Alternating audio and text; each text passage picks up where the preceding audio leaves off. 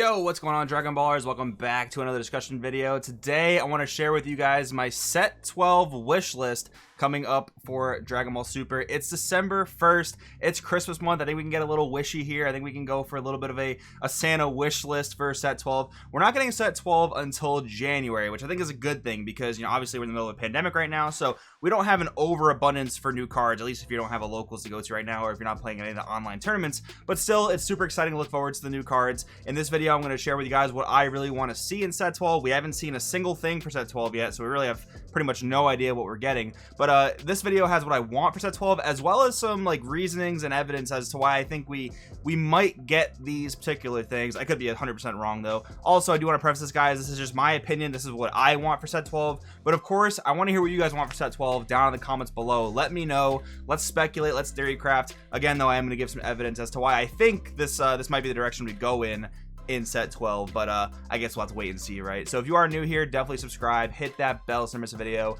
If you want to help the channel out, go down in the description, check out all the different links down there, particularly deck protection. If you need sleeves, deck boxes, binders, any of that good stuff, it does help the channel out if you use the link. That being said, let's get started. So the first thing I want to see, Hirudegarn support. Again, my opinion, my kind of biases, I really like the Hirudegarn engine out of Draft Block 6. I did a deck profile for it, you know, kind of just using what we have right now. The main problem with this engine is that it's really lacking a leader that really benefits what the deck wants to do. So like, for example, in my deck profile, I was playing a really old green Vegito leader. I think it was like set 3 or so. So the reason I play that leader is because I noticed with the engine, you have a very good time keeping your opponent's board clear. So that leader, when your opponent's board is clear, is a 25k double striker, right? So pretty big there, pretty decent benefits out of using the Hirudegarn engine. But one of the things with like modern DBS, and this is one of the things I think about with like power creep and how people refer to it, I think realistically what we look at with power creep is like the leaders over time have just gotten way stronger, right? Like there was a time where people thought that Red Pan would be a timeless leader, right? Like drawing cards on both players' turns, drawing 2 cards per turn on your awakened side. That's a really powerful effect, but over time leaders have gotten so much more powerful. Think about like blue Vegito drawing cards when your cards get KO'd. Think about Soul Striker drawing on tapping 2 energy. There's just so many powerful leaders now, and if your leader isn't quite powerful enough, your deck can kind of struggle, which is why I think that in set 12 maybe we'll get a new Hirudegarn leader, maybe we'll get a Tapion or a Minosha leader, just something that goes with this stuff. That's something that I would very much like to see, because I think the engine is very good. I think the engine's very good because it kind of punishes your opponent for counterplaying you in a sense, and I really like that as a design directive, as opposed to just slapping like deflect or blocker or barrier onto a battle card, right? That's kind of what we have to do right now. If you want to play a 4-drop or something along those lines right now, it's got to have either deflect, barrier, or both, right? So if your card doesn't have that, you're kind of in a pickle there. But Hirudegarn, the cards in the main deck, at least like the 3-drop and the 4-drop, they say, you know, if you don't play a Hirudegarn, your opponent discards a card, your opponent discards 2 cards, and that's such a cool way to get around counterplay. Yes, your thing still gets interrupted, but if your opponent wants to activate that Trunks on your 6-drop Hirudegarn, they're pitching 3 cards as opposed to 1 card, and that can actually really make up a lot of advantage lost over the course of the game. Not to mention that to go back into your Hirudegarn chain is actually quite easy to do. So the reason why I think we need a new leader is because I've tried the deck with the blue Hirudegarn leader, and the way the deck stands as it is now, none of the old blue stuff is particularly great.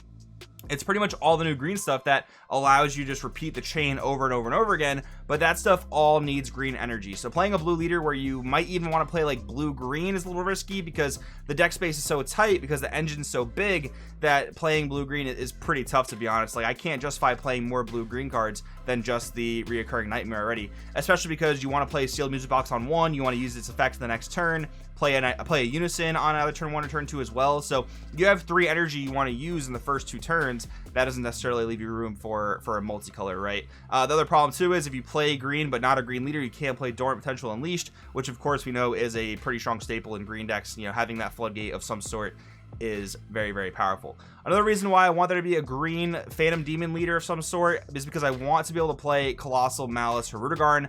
This guy is absolutely insane. When you're using the 6-drop to KO itself and bring out a 9-drop for your deck, right?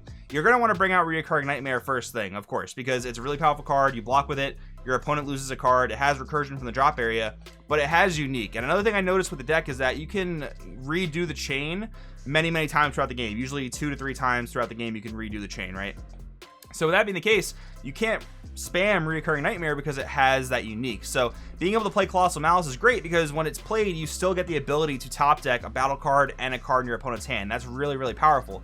But you don't get the second effect, which requires your leader to be a Phantom Demon. You know, you basically pitch a card in your hand, you warp the Hirudegarn, and then you negate an attack. But then the Hirudegarn comes back into play the next main phase, then you get its enter play effect again, which is a very, very powerful thing that card does. It's really strong, it's a blue card, but you can still play it in a mono green deck because your 6-drop plays it. You don't need to actually use blue energy to play it, if that makes sense. So I would love a green Hirudegarn leader or some sort of Phantom Demon leader for that reason. Heck, maybe it could even be like a Hoi if they consider Hoi a Phantom Demon. I don't know. But anyways, the reason why I think this is somewhat likely to happen in set 12 is because if you look at Anniversary Box, and yes, Anniversary Box and Draft Box 6 are a little bit different in terms of the types of sets they are, but bear with me. If you look at that, we got the Gotenks stuff, the Grim Reaper and the Gokul and that kind of stuff for a very, very bad leader, right? The old green Gotenks leader from a previous draft box that is just determined that it's just not a good leader, right? It hasn't ever done anything competitively. It doesn't draw you cards, which is pretty much a staple of leaders nowadays. So we got that stuff, and then in set 11 we got a new Gotenks leader, right? So if they're kind of following the same trend of here's like a mini sneak peek at an archetype, and then the next main set will give you a leader, well, I can kind of see that being the case with Hirudegarn. That would be pretty cool in my opinion. Now I will say we got much more of the Hiru archetype in Draft Box 6 than Gotenks got in Anniversary Box, right? And that kind of makes sense because Anniversary Box is meant to just like throw support at older archetypes, where Draft Box 6 is sort of meant to be a little bit more standalone, although I would argue this time Draft Box was designed quite differently. But anyways, it would be very nice to see a new Hero leader or new Phantom Demon leader in set 12. Hopefully we get that so this new Hero stuff can actually shine a little bit, because I think the leader component is mostly what it's missing right now. Next up, Bardock's Crew. Man, if you've been following the channel for any long amount of time now, you would know that I'm a very, very big fan of Bardock's Crew. I played this deck a lot back when it first came out, even for a few sets later, and they've gotten some really cool support in Draft Box 6. Mostly this new ape stuff, right? And this ape is pretty cool. It's doing some things in like blue Soul Striker builds, but I think Bardock's Crew itself needs some new stuff in order to, you know, kind of keep up and use its own stuff from Draft Box 6 and even some of the older stuff.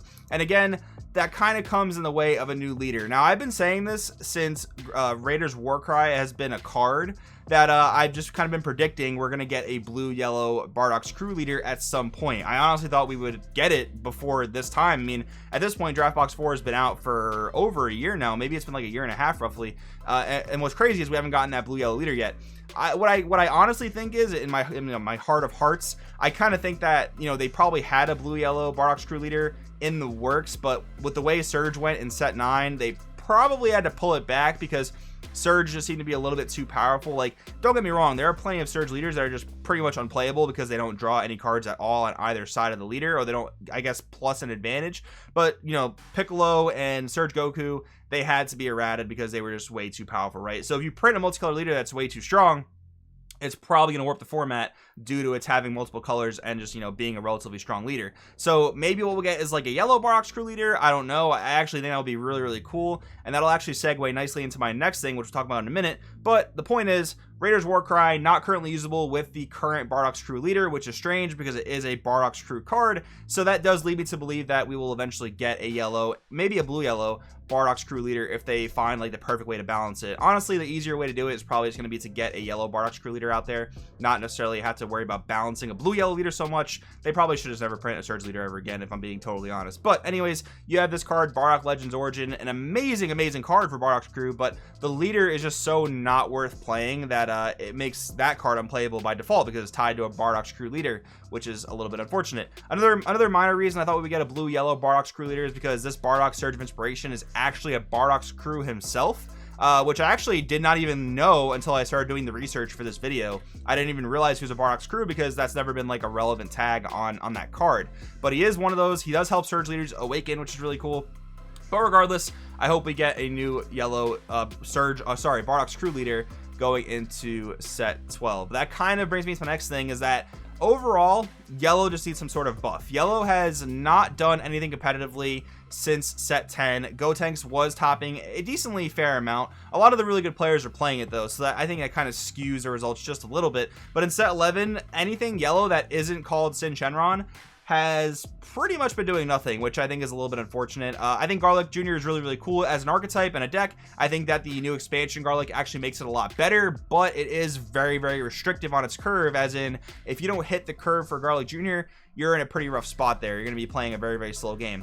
The Gohan and Gotenks here, they allow you to play a very generic yellow deck, which I always have liked as a Dragon Ball player personally, and yellow in general, because there are a lot of powerful yellow cards. You know, Bergamo Ferocious Roar, Zamasu Super Combo, Great Ape Bardock Raiders Warcry, things of that nature. Very powerful generic yellow stuff. And yeah, Gohan kind of has its sort of archetype relying on 1-drop 10Ks, which is fine. You know, they fit in the deck pretty well. But yellow is definitely lacking some stuff right now that would allow it to be more competitive when you compare it to like green currently, or red currently, or blue currently, right? And I think one of those big things is removal. You have the Gotenks fusion, pay 3, fuse away your 2 Goten to Trunkses, and then you have like a basically removal for anything in the game, especially with the new Goten Trunks promo coming out in the same expansion that the Garlic's coming out. That's great. But I think that removal is kind of rough for the deck. I think just being able to deal with wide boards is something that yellow doesn't really have the ability to do right now. Tall threats yellow has pretty well under control, but right now we're seeing a lot of wide aggression on top of like Reboot Gohan, which granted yellow does have a good time against. But I think for mid-range and for wide spam aggressive decks, yellow probably needs some sort of like wider board removal, but that's just, again, my opinion. So overall, guys, the video has totally been my opinion, but I do want to know what you guys think in the comments below. You might agree, disagree. That's totally cool. Let me know what you think about the video, guys. Thanks for watching, and I will see you guys next time.